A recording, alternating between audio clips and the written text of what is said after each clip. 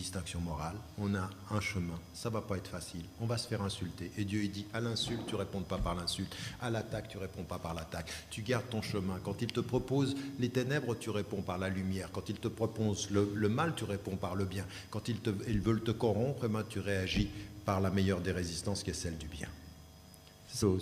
Il y a la foi, il y a l'espérance, puis il y a une autre notion que maintenant il va falloir que vous regardiez vraiment en face.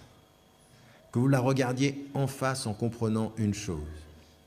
Tous ceux qui étaient autour du prophète alayhi salam l'ont tous reconnu.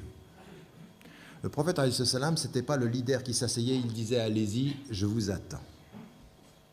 Il n'était pas un de ceux qui disaient « Allez affronter l'ennemi, je vous attends ». Il n'était pas non plus celui qui disait, comme certains d'entre vous, « Mon frère, vraiment, vas-y.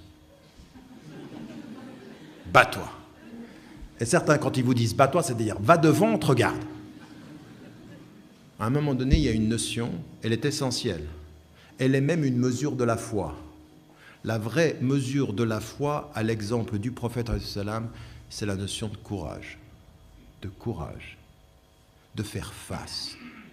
Faire face à ce que tu me dis. Et comprenez bien, le courage, ce n'est pas l'agressivité. Le courage, ce n'est pas l'insulte. Le courage, c'est la sérénité de garder ses principes quand tout le monde aimerait que tu les oublies. Le courage, c'est le sens de la lumière quand tout le monde aimerait éteindre. Le courage, c'est de rester qui tu es quand certains aimeraient que tu oublies qui tu es pour être un des leurs. Le courage, c'est d'avoir et de pouvoir dire « j'ai mes principes, j'ai mes pratiques, j'ai ma façon d'être, j'ai ma façon de me vêtir, j'ai ma façon de vivre et je suis ce que je suis.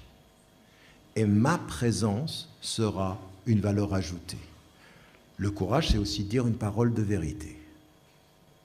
Le courage, c'est de regarder ceux qui vous surveillent et de pouvoir leur dire droit dans les yeux, on n'est pas des imbéciles. Le courage, c'est un courage d'action intellectuelle. Le courage, c'est de lire et de constituer son esprit. Le courage, c'est de former sa pensée et de l'exprimer.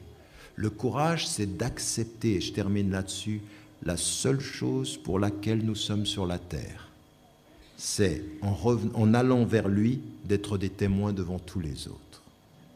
D'être des témoins.